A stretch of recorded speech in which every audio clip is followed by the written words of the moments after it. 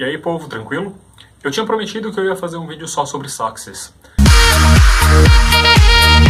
Só que daí eu tava pensando melhor, nesse tempo todo que eu demorei pra postar esse vídeo aqui, e eu resolvi fazer 2 vídeos sobre o assunto, pra não ficar um vídeo muito longo. Então eu resolvi fazer um vídeo primeiro sobre a parte histórica, sobre a origem do sax, algumas variações dele. Eu vou colocar sempre algumas imagens aqui pra vocês acompanharem, né? O segundo vídeo vai ser mais sobre a parte formal dele.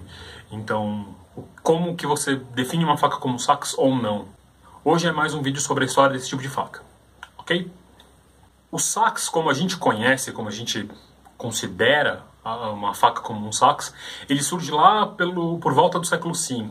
Mais ou menos ali, quando o Império Romano está chegando no seu fim, é quando você vê esse tipo de faca aparecendo na Europa. E é um tipo de faca que surgiu e se disseminou por toda a Europa graças àqueles povos germânicos todos que estavam invadindo fronteiras que eram antes romanas e estão se estabelecendo em novos lugares. Numa época que os historiadores chamam de o período das migrações. E o sax, ele evolui de um tipo de faca que hoje em dia se chama de proto-sax, ou espadas de guerra germânica, de um gume só, ou facas de guerra germânica. Tem vários nomes. Eu não gosto muito de chamar de espadas porque elas não têm nada a ver com espadas em si. Apesar de elas serem usadas mais ou menos da forma que um gladius era usado durante o período romano. Então é como se fosse uma alternativa muito mais barata a um gladius. Elas são basicamente isso. Como vocês podem ver, elas não têm nada a ver com um gladius. E elas são basicamente um facão. Elas têm até um pouco mais a ver com falcatas, por exemplo, do que com o gladius em si. Apesar de ela ter uma trajetória evolutiva, por assim dizer, muito diferente da falcata. Ela não tem nada a ver com espadas, ela não bebe da fonte das espadas. Ela basicamente surge como uma faca que é grande e usada para guerra. E da mesma forma que essas facas de guerra germânicas eram armas, o sax ele surge como uma arma. Ele não surge como uma ferramenta, como uma faca de campo, como uma faca de açougueiro ou uma faca de caça muito grande. Ela era uma arma criada, dedicada para ser usada contra pessoas. Fosse num campo de batalha, numa situação de guerra, fosse num conflito individual. Mas você percebe pela geometria de fio dessas primeiras saxes e por todo o trabalho, a decoração de algumas bainhas dessas armas, ou ela tinha uma função bélica ou uma função cerimonial. Mas é muito forçar a barra você querer dizer que ela era uma ferramenta. Beleza. Então a gente sabe que o sax surgiu no século V, na Europa. Em que lugar da Europa? Isso já é uma pergunta muito mais difícil da gente responder, por uma série de motivos. Primeiro, porque você vai ter achados arqueológicos desse tipo de arma em vários pontos diferentes da Europa, datados mais ou menos da mesma época.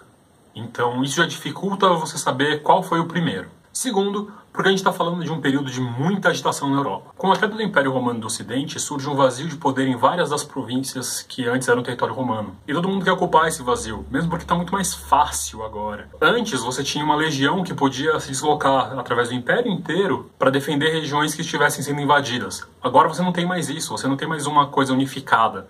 Cada um ali está se defendendo sozinho, é cada um por si. No máximo você vai ter uma confederação local de cidades que tem um exército mais ou menos eficiente, mas a maioria não tem mais do que algumas milícias ou coisas do gênero. Então qualquer exército que vier consegue tomar posse daquilo e se estabelecer ali. Então você tem uma bagunça terrível na Europa nessa época, de populações que podem ter saído da Escandinávia e chegaram na Itália, da França e chegaram na Espanha, da Alemanha e chegaram na Inglaterra. Você não sabe quem está levando o quê. E isso leva a uma terceira complicação se a gente quiser responder quem criou o sax. Porque, por exemplo, os anglo-saxões na Inglaterra, eles não são só anglo e saxões. Eles também são frísios, eles também são jutos, eles também são romano-britânicos. Quando a gente fala, por exemplo, que os lombardos invadiram o norte da Itália, a gente não está dizendo que só tinha lombardos naquele exército. Tinha qualquer um que quisesse se juntar. Isso é bem claro quando você vai tentar ver a noção da época sobre os hunos. Não necessariamente eram todos hunos, muitos deles eram germânicos, muitos deles eram ex-romanos. Você está falando basicamente de uma confederação militar com agregados e família ao redor. Não necessariamente de um grupo étnico que está mudando de um lugar para o outro. Você está falando também de toda aquela galera que está no caminho, que eles vão recrutando. Porque ou eu morro, ou eu cedo o que eu tenho, ou eu vou junto. Então você tem uma bagunça muito grande ali. Você não tem como saber quem era quem naquele meio. E quem inventou o quê. E se o sax que está na Inglaterra foi feito na Inglaterra, ou se ele veio sendo trazido da Alemanha pelos saxões, ou se ele foi pego no caminho por alguém. Você não tem muito como saber isso. O que a gente tem é uma grande mistura de coisas ali. E cada pessoa podia dar sua contribuição pro design daquela peça. E tá, a gente tem mais ou menos aceito que o sax é germânico. Então, algum desses povos germânicos todos criou o sax, ou vários deles criaram ao mesmo tempo, eles podiam ter contato, ou talvez não, talvez fosse uma coisa regional, talvez fosse uma coisa mais instintiva, mais comum, não se sabe. Só que você também tem peças que são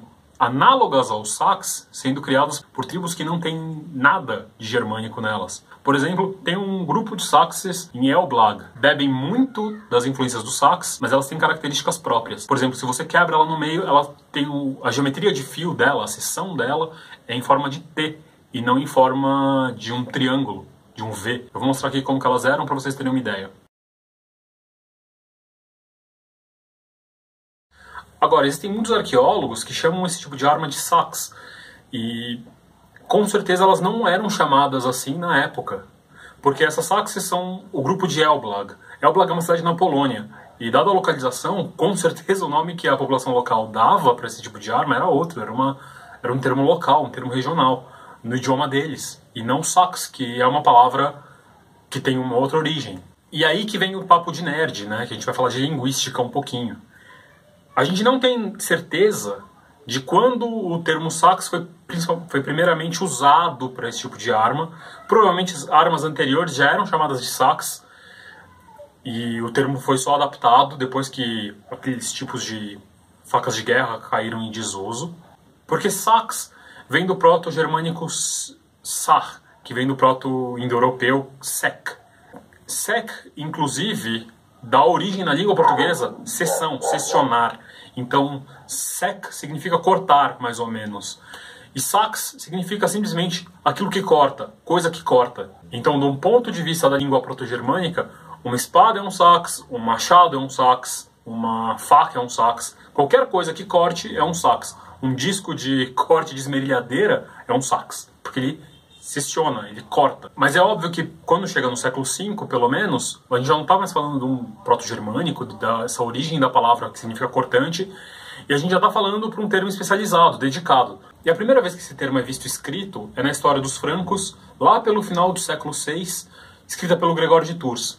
E a gente tem muita sorte de ter sido ele que escreveu, porque ele escrevia de uma forma que não é considerada muito elegante para a época, porque ele gostava de misturar palavras de origem franca e germânica nos textos em latim dele. Então ele meio que latinizava essas palavras, da mesma forma que a gente faz com a palavra futebol, que a gente aportuguesou ela para ficar mais familiar para a gente. Ele latinizava as palavras de origem franca e germânica. E uma dessas palavras era scramasaxos, que a gente não sabe se era scramsax ou se era scramsaxe. A gente não sabe como que isso era em franco, mas a gente sabe que latinizado era scramasaxos. Isso aparece num texto em que ele diz que os garotos francos utilizavam facas robustas que eles comumente chamavam de scramasaxos. E aí tem um debate do que pode significar essa palavra escrama, já que a gente sabe que a palavra sax significava faca nessa época. Uma das teorias que eu mais gosto é que simplesmente significa forte ou robusto, porque ele fala cultris validis, que significa facas fortes. Como ele diz que eles comumente chamavam de scramasaxos, talvez fosse na língua comum dos francos, era scramasaxos, e isso pode significar faca forte. Como se fosse um tipo específico de faca, da mesma forma que a gente fala faca campeira, ou faca bowie. Mas a gente sabe que a palavra sax era usada então para dizer faca, qualquer tipo de faca. E isso é meio complicado, porque se um anglo-saxão, por exemplo, no século VIII, visse uma Nesmuk, ele chamaria de sax. Se ele visse uma bowie, ele chamaria de sax. Se ele visse uma kukri, ele chamaria de sax. Tudo é sax, porque significa faca. E a gente sabe que a palavra sax significava faca até pelo menos o século XIV. Na Islândia, até pelo menos o século XIII, nas sagas escritas você vê a menção do termo sax, isso em islandês, e no inglês antigo, até o século XIV, você vê em algumas regiões da Inglaterra escrito sax como sinônimo de faca. Mas daí é importante a gente pensar no seguinte, dois pontos, eles meio que se contrapõem. Primeiro é que esses textos escritos eram escritos por uma elite. Era uma elite cultural, uma elite erudita que escrevia isso. Então, eles podem estar usando termos que são arcaicos. Da mesma forma que eu posso falar deveras, ao invés de falar muito, ou por obséquio, ao invés de falar por favor. A gente meio que entende, mas não é a língua falada no dia a dia. É uma forma mais culta, é uma forma mais pomposa e antiquada. Então talvez a palavra fosse usada tendo essa conotação. Por outro lado, você está escrevendo um texto, principalmente as sagas, que são histórias, você espera que o público que está lendo aquilo ou ouvindo aquilo, claro, caso você leia em voz alta, entenda o que você está dizendo. Então essas pessoas entendiam esse termo, mas a gente não sabe se esse termo era do uso cotidiano. Então a gente tem que tomar cuidado com isso. E sax aparece ligada com outras palavras, claro, né? Da mesma forma que a gente fala faca de cozinha, faca de campo, essas palavras usavam, por exemplo, escrama sax, ou cursax, ou lang sax, e por aí vai. Porque você está querendo dizer que a faca é longa, que a faca é curta, que é um tipo de faca específico. Por outro lado, a gente tem que lembrar que a palavra knivur, de origem nórdica, substituiu a palavra sax em todos os países de língua nórdica. Na Islândia é um exemplo também. Apesar de os termos existirem ao mesmo tempo, a palavra knivur parece mais predominante. E esse fenômeno também acontece na Inglaterra, com o termo knife, que é um cognato, que veio desse termo knif. Então, pelo menos desde a era viking, esse termo já estava caindo em desuso, pelo menos nos países nórdicos, e isso acontece na Inglaterra por influência da língua estrangeira que estava invadindo o território deles. E hoje, se você for falar sax para um sueco ou para um norueguês, ele vai entender tesoura. É uma palavra que se especializou. Se vocês acham isso estranho, na língua portuguesa aconteceu um fenômeno praticamente igual. Que nem eu falei, em latim, cultris era a palavra que o Gregório de Tours usou para falar de faca. Nas línguas latinas, como o italiano, o espanhol ou o próprio francês, a palavra foi se transformando e continuou sendo usada. Você tem coltelo, você tem cuchillo, e no português você tem a palavra cutelo. Só que a palavra cutelo se especializou para um tipo específico de lâmina. Da mesma forma que a palavra sax, na Escandinávia, se especializou para tesoura. Todo esse parente linguístico à parte, a gente volta lá para a origem da sax para falar um pouco de história. Pelo século V, então, você tem ela surgindo com uma forma diferente do facão de guerra ou faca de guerra germânica. E ela começa a ter atributos que outros tipos de faca tinham. Por que isso pode ter acontecido? Como eu disse, a Europa estava um caldeirão cultural nessa época. Você tinha uma mistura de tudo quanto é tipo de coisa, de todos os lugares, andando para lá e para cá. E ainda você tinha invasões de outros povos que nem da Europa eram, como os hunos da estepe asiática, por exemplo, ou influência persa vindo via Bizâncio, ou influência do norte da África.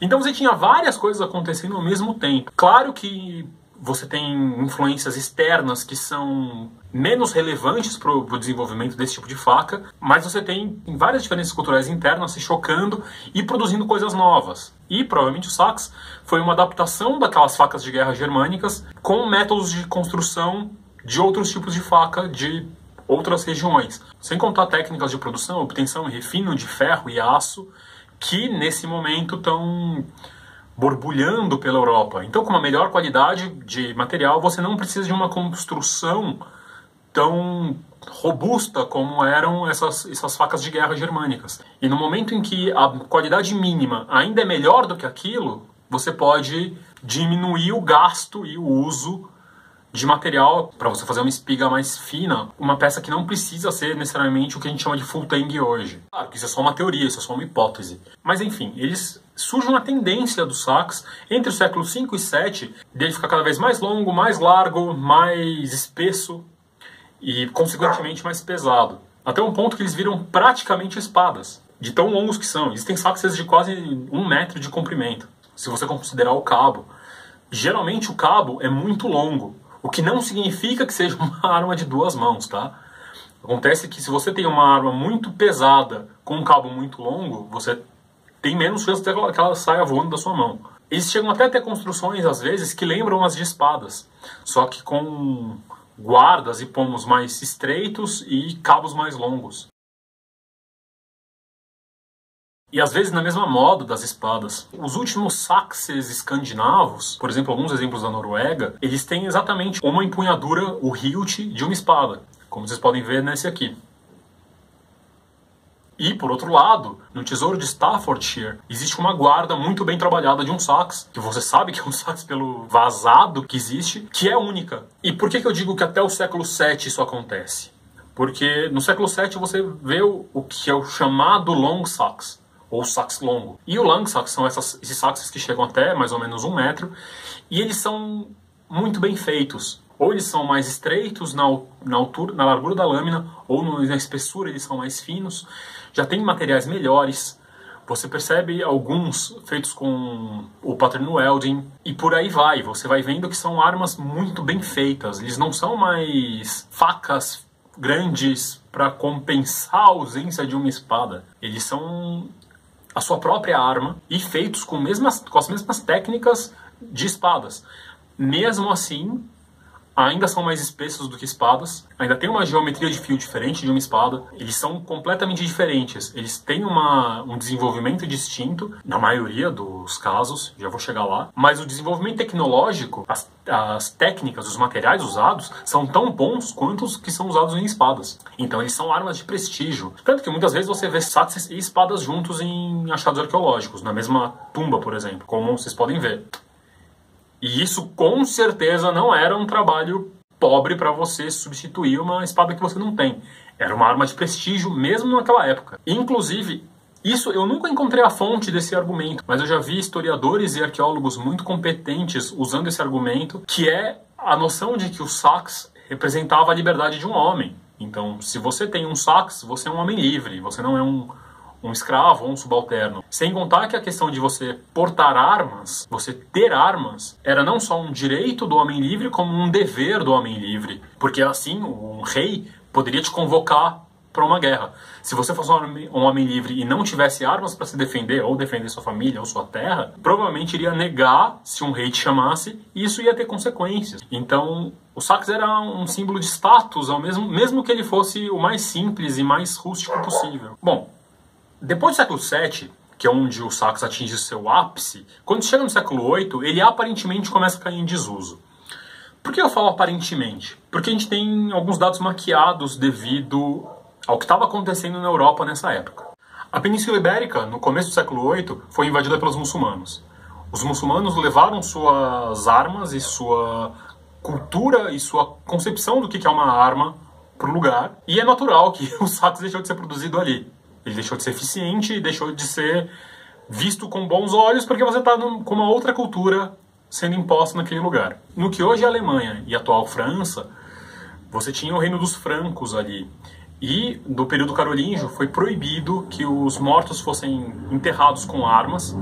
Isso já dificulta você encontrar armas da forma que você encontrava antigamente, só indo num cemitério e procurar. E ainda por cima, Carlos Magno decide que o idioma oficial escrito tem que ser o latim. E um latim mais elegante do que o Gregório de Tours utilizava alguns séculos antes, diga-se de passagem.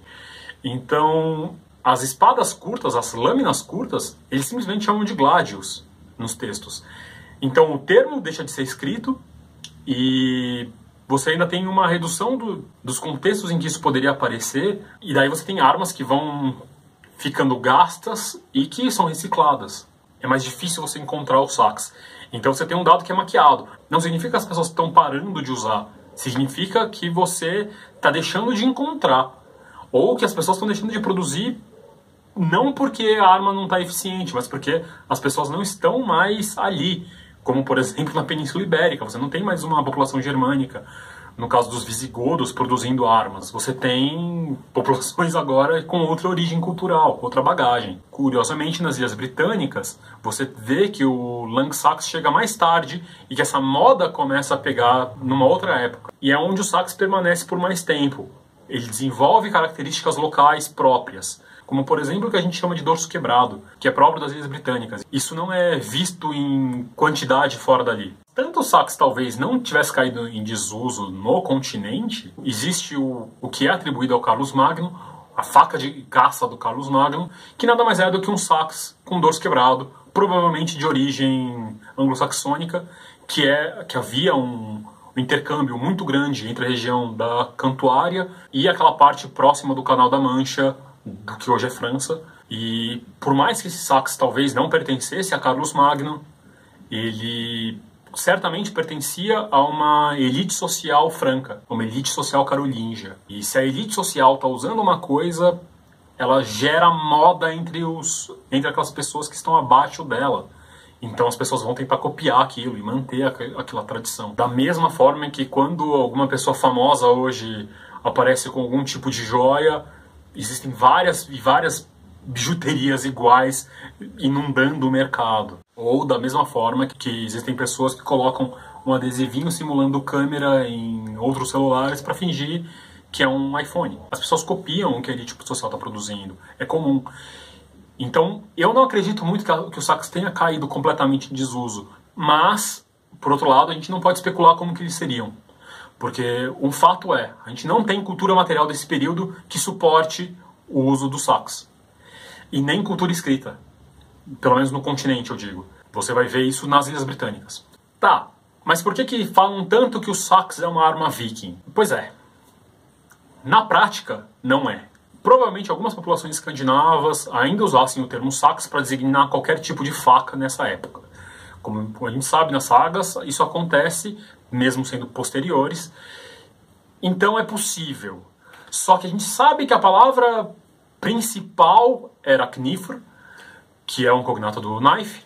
E para não dizer que a diferença linguística, tipo, parou de chamar de sax, então agora não é mais sax, existe uma diferença na cultura material. Na Noruega, principalmente, os saxes começam a ficar cada vez mais longos, e eles começam a tomar emprestado características da espada. Se lembra o meu vídeo que eu falo sobre a evolução da espada europeia? Pensa nisso como um hibridismo. Você tem um sax, que é uma faca, que de repente começa a pegar todas as características que uma espada tem e ela vira um híbrido entre os dois. Exatamente o que aconteceu. Por exemplo, isso. Ou seja, é basicamente uma espada. Só que ela só tem um gume. E ela tem características de espada mesmo na lâmina. Por exemplo, a presença da cava, ou fuller. A geometria do fio costuma ser basicamente a mesma. O alinhamento, como vocês podem ver, é basicamente de uma espada. Você tem a ponta feita para estocar. Você tem a espiga curta o suficiente para você caber só uma mão. Você vai ter o pomo e as guardas, que são os mesmos modelos dos que são usados nas espadas do mesmo local. Então, o sax, em alguns lugares, simplesmente virou uma espada. Ele deixa de ser o sax. Ele vira uma coisa nova. Enquanto que nas margens do Mar Báltico, você vê outras coisas acontecendo. Da Lituânia, da Estônia, da Letônia, você vai ter o que muitas pessoas ainda brincam e chamam de escramachete, que é basicamente uma faca de guerra que é mais larga na frente. Se desenvolveu a partir do sax? Talvez. A gente não sabe. Tem outra característica única daquele lugar. E provavelmente aquelas populações chamavam de outro nome. E na Suécia e na Dinamarca, você vê facas que são cada vez mais estreitas, que tem um tamanho mais ou menos padrão. Então você vai ter lâminas aí entre 20 e 40 centímetros, que não são muito maiores do que isso. São muito mais finas, então elas têm mais ou menos uns 2 centímetros de largura. E cabos curtos, para uma mão só, diferente dos saxes anteriores. Então você tem armas que são tão distintas daqueles saxes até o século VII, que eram onipresentes no continente europeu inteiro, e na Península Escandinava, Dinamarca, margens do Mar Báltico, as ilhas no Mar Báltico, você vai ter uma coisa completamente diferente, cada lugar tendo características muito peculiares e que diferem completamente daqueles saxes anteriores. Por isso a gente fala que o sax meio que deixou de existir nessa época, nesses lugares. Na Inglaterra, por mais distintos que eles fossem dos saxes antigos, eles têm quase as mesmas características. Isso eu vou explicar no próximo vídeo, quando eu for falar sobre as questões formais dos saxes, porque aquilo ali ainda é considerado um sax. Mas basicamente a única diferença é a questão da ponta, do dorso quebrado, que forma aquela ponta característica do sax anglo-saxônico. E que, de novo, é uma característica local, só dali. Bom, então resumo da história até agora. Você tem uma arma que surge no século V, que se desenvolveu a partir de outras armas. Ela chega até o século VII, onde é o ápice dela, mais ou menos. Ela começa a cair em declínio no continente e se transformar em outras armas na região mais setentrional da Europa, enquanto que nas Ilhas Britânicas ela continua evoluindo de forma meio que independente, mas mantendo várias características em comum com os saxes anteriores. E o que acontece depois? Lá pelo século XI, ela começa a cair em desuso mesmo nas Ilhas Britânicas. E ela começa a sumir e ser substituída por outras facas que estão em moda no resto da Europa. O mesmo vale para aquelas facas que estavam surgindo no norte da Europa inteira, ou espadas, que também começam a sumir.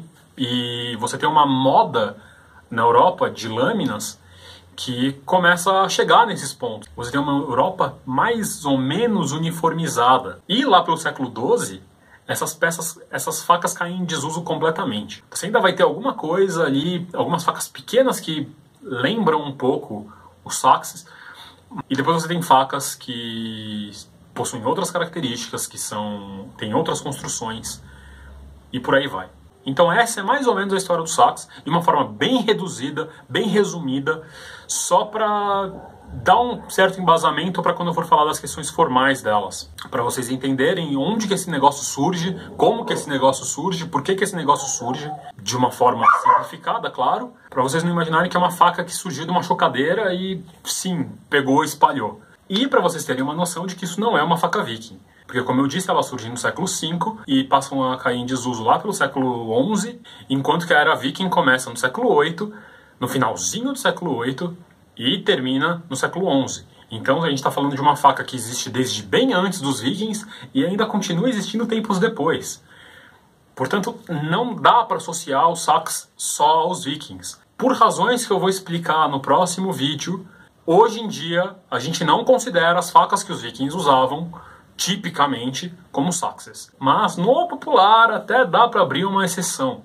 Só que, do ponto de vista da arqueologia, que é o único norte que a gente tem que seguir quando a gente estiver falando de sax, não adianta vir um cara que fala que faz facas há 40 anos, ele não sabe mais do que um arqueólogo que tira esse tipo de artefato debaixo da terra. E, segundo a arqueologia, esse tipo de faca que as populações escandinavas usavam, mesmo facas de guerra, não são saxes. E, segundo a arqueologia, as espadas de um gume só também não são saxes. E outras facas que parecem saxes não são saxes. Só para deixar vocês com a pulga atrás da orelha, eu vou deixar a foto de duas lâminas agora. E, para vocês ficarem meio nervosos, uma é um sax, a outra não. Sim, a definição é arbitrária. E eu vou explicar sobre isso no próximo vídeo. Eu espero que vocês tenham gostado desse. Não sei quando o próximo vai sair, eu espero que logo. E então, até lá.